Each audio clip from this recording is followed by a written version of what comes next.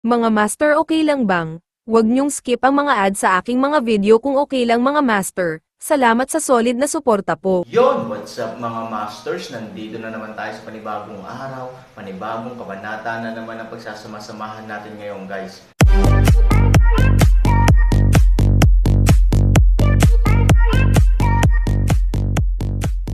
Bali mga masters, kung bago ka pa lang po sa aking YouTube channel, please click the subscribe button, lalong-lalo na po yung notification bell guys, para maging connected pa rin tayo sa isa't isa at maging updated kayo sa mga susunod ko pang video. Bali mga masters, bago natin umpisahan ng kwento ay mag-shoutout po muna tayo para sa mga solid nating tagapakinig. Shoutout kay Jeps Ignacio, shoutout kay Fernando Jimeno. Yun na nga mga masters, no? Bali hindi na ito patagalin. In 3, 2, 1, let's go! Oo, dapat itong si Han Sanchen nang walang pag-aalinlangan. Ang hirap talagang gawin ng iba bukod sa kanya. Bukod dito, ang direksyon at lokasyon ay talagang mga palatandaan ng pagtakas. Sa pag-iisip nito, malamig na ngumiti si Heying, ikaw talaga, Han Sanchen. Elder, pumunta na tayo para sumuporta agad. Yeah, the opportunity is never to be missed. We was worried about if this kid would play tricks just now. Ngayon ay parang siya na lang ang sinabi namin noon. Matakot siya sa buhay at takot sa kamatayan. Gusto niyang tumakas, panaginip lang. Elder, gusto mo bang ipadala ang unang kolum para suportahan? Mahirap talagang umasa sa ikatlo at ikaapat na kolum na mag-isa. Oo, kuya, talagang matagal na tayong nilabanan ng lalaking iyon, at hindi na kailangang sabihin ang kanyang lakas. Para lang maging ligtas, Elder, magpadala tayo ng dagdag na koponan. Pagkatapos ng lahat, sa sandaling masira ni Han Sanchen ang lungsod sa hilaga ng lungsod, napakahirap para sa labas na mahuli siya. Tumango si Sombra. Talagang may katotohanan ang pahayag na ito. Kapag pinahintulutan si Han Sanchen, na tumakbo palabas ng Chanmo Fort, ito ay katumbas ng pagpapabalik sa tigre sa bundok. Sa oras na iyon, ang kagustuhang mahuli siyang muli ay halos katumbas ng panaginip. Sa makatuwid, ngayon ito ay talagang kinakailangan upang samantalahin ang sitwasyon ng pagbabalot ng kanyang mga dumplings at ganap na patayin siya. Salamat sa sarili kong kredito, ang isang pataw na puno ang bibig ay hindi maaaring lumipad para sa kasiyahan. Sa pag-iisip nito, tumango si Soying, okay, makinig sa aking utos at agad na ipadala ang ikatlo at ikaapat na hanay sa hilaga ng lungsod. Kasabay nito, utusan ang unang hukbo na umatras mula sa larangan ng digmaan at sumugod sa mga reinforcement. Oo, kasunod ng utos ng anino. Hindi nagtagal, ang buong malaking hukbo ay muling pinakilos. Boom! Ilang apoy ang walang humpay na umatake sa pader ng lungsod. Bagamat napakalakas ng pader ng lungsod, hindi nito kayang tiisin ang gayong pag-atake ng firepower.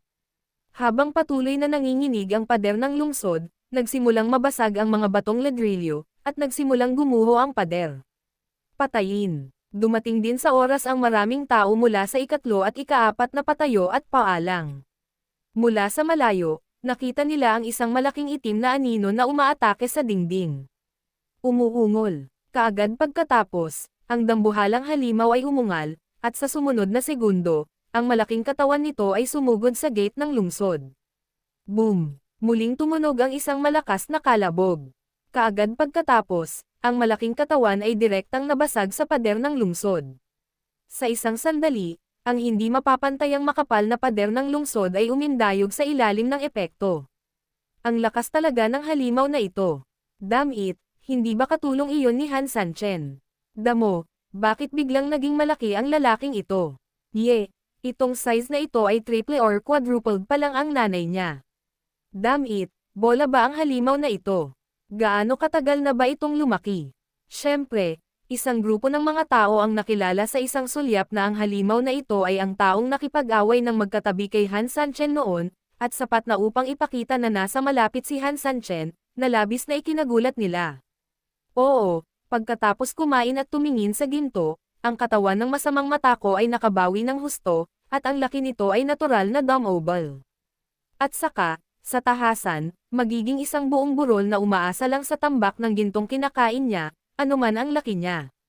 Sa ganoong bigat at lakas, kapag ito ay bumangga sa pader ng lungsod, ang natural na epekto ay magiging lubhang nakakatakot at nakakagimbal. Hindi mahalaga kung gaano karami, gaano man siya kahusay, papatayin natin siya, uutusan ang tropa, at agad na maglulunsad ng pagbuo ng pag-atake.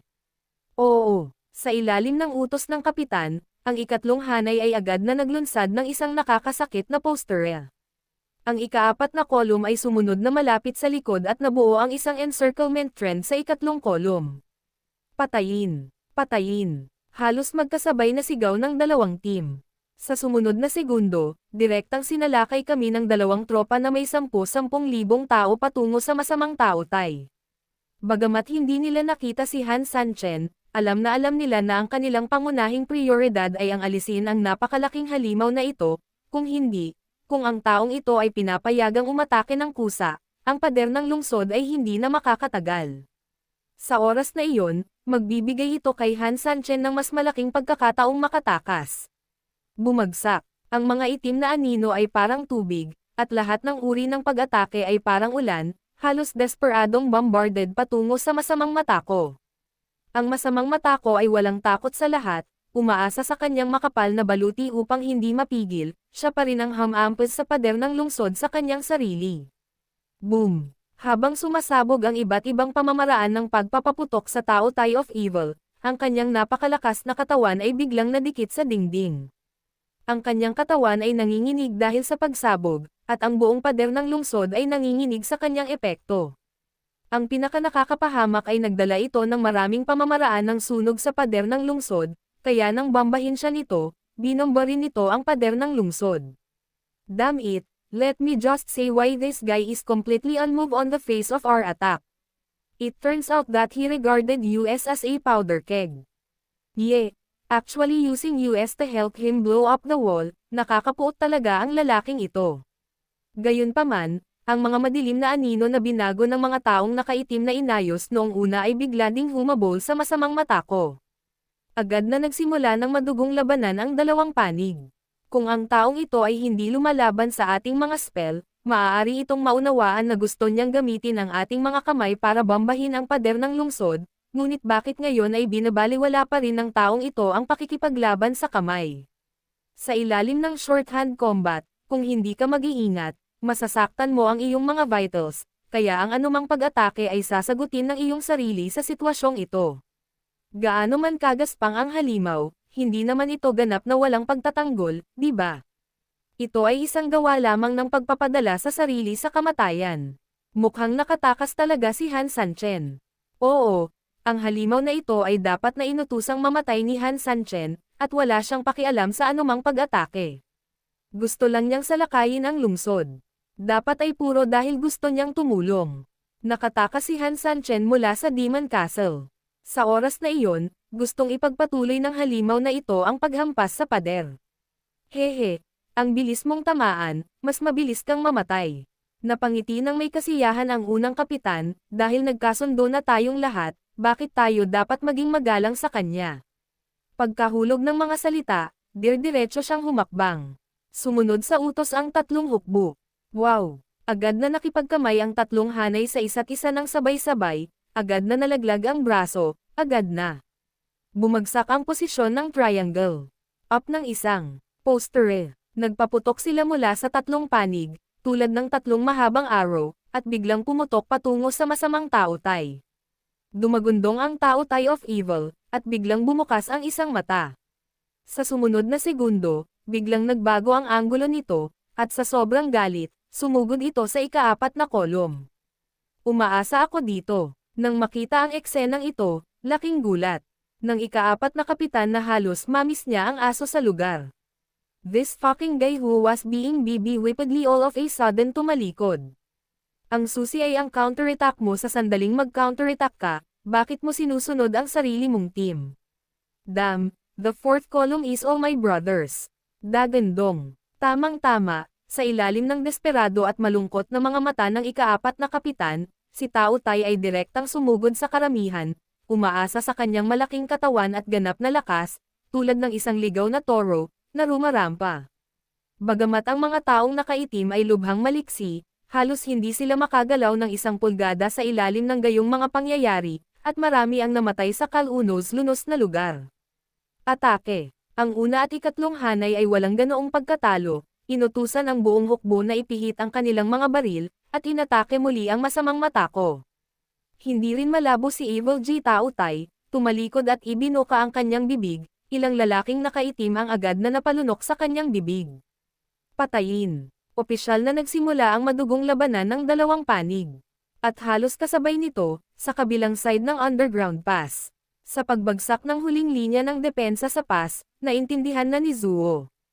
Hindi mababantayan ang gate. Captain, anong gagawin natin? Sa kanyang likuran, kinakabahang tanong sa kanya ng isang kapatid. Tumingin siya sa likod, at isa na lang kapatid ang naiwan sa kanya. Ngunit kahit nabuhay pa ang kapatid na ito, halos kapareho niya ang kanyang sarili, may dugo sa buong katawan, at ang kanyang mga mata ay pagod na pagod. Ang madugong labanan na ito ay mailalarawan lamang bilang trahedya. Mayroon lamang ilang dosenang magkakapatid, ngunit pilit nilang nilalabanan ang pag-atake ng libu-libong piling tropa. Ang lupain ay mahalaga, ngunit ang determinasyon ng mga kapatid ay talagang mas mahalaga. Wala sa kanila ang nagsabing sila ay natatakot, at wala sa kanila ang umaatres kahit kalahating hakbang. Iisa lang ang nasa isip nila, ang nasa harap ay gustong kumapit ng mas matagal, habang ang nasa likod ay gustong makabawi sa nahulog na kapatid sa lalong madaling panahon. Sa ganitong paraan, sumibol ang kanilang grupo ng mga tao na parang kabute, nagawa mong patayin ang mga bantay sa daanan, at hindi nagtagal, isa o higit pang mga tao na hindi rin natatakot sa kamatayan ang nasa harapan. Paulit-ulit, hanggang ngayon, wala na ang mga tao. Tumingin si Izuo sa kalaban na papasok na sana mula sa pasukan, at tinapik ang balikat ng kanyang kapatid, bumalik ka at sabihin kay Madam, natapos na natin ang gawaing ibinigay niya sa atin. Hindi, binigay ni Madam ang gawain. Natural, dapat ikaw ang magre-report pabalik sa gawaing ito. Azuo, bagamat ikaw ang kapitan ko ngayon, sa privado, kailangan mo akong tawaging kuya. Panipi, si kuya ay walang kasama sa kanyang pamilya, at isa lang ang nakababatang kapatid. Tulungan mo akong alagaan siya. Si kuya ay nabuhay ng ilang taon na mas mahaba kaysa sa iyo. Ngayon, siya muna ang pupunta sa daan. Pagkatapos sabihin iyon, itinulak ng lalaki si Zuo sa likuran niya, nagngangalit ang kanyang mga ngipin, at dumiretso upang patayin ang mga kaaway na sumugod. Sa katunayan, alam na alam nilang dalawa na isa lang sa kanila ang makakaligtas. Gustong bigyan siya ni Azuo ng pagkakataon, ngunit gusto rin niyang bigyan ng pagkakataon si Azuo. Nang makita siya na nasaksak sa pugad ng kalaban na sumugod dahil sa pagharang sa kanya, pinigilan ni Azuo ang kanyang mga luha at tinapik-tapik ang kanyang dibdib, nasumpa na siya sa kanyang sarili. Simula ngayon, akin na ang buhay ng kapatid mo, at gagawin ko ang lahat para protektahan siya. Paglingon, pinunasan ni Azuo ang mga luha sa gilid ng kanyang mga mata, wala nang pakialam sa anumang bagay, at desperadong sumugod patungo sa underground Dragon City, patayin, sa likuran niya, habang nakuha ang pass, isang malaking bilang ng mga lalaking nakaitim ang sumugod na parang bukal, tuwang-tuwa silang umungol, na para bang inilalabas ang kanilang panlulumo sa pagkaharang sa mahabang panahon. Madam, nawala yata yung entrance sa pass, malungkot na sabi ni Scar, tahimik na tumingin si So Ying-shie sa tuktok ng kanyang ulo, na para bang ipinagdarasal niya ang kanyang namatay na kapatid. Kaagad pagkatapos, bigla niyang binuksan ang kanyang mga mata, ang kanyang mga mata ay puno ng layuning pagpatay. Halika. Yun na nga mga masters, no? Bali panibagong kabanata na naman yung natapos natin ngayong gabi. Muli, maraming salamat po talaga sa walang sawang suporta po sa aking YouTube channel na talagang inaabangan niyo po ang bawat upload ko po. Bali mga masters, magkita-kita ulit po tayo bukas ng gabi at ngayon po ay magpapaalam po muna tayo.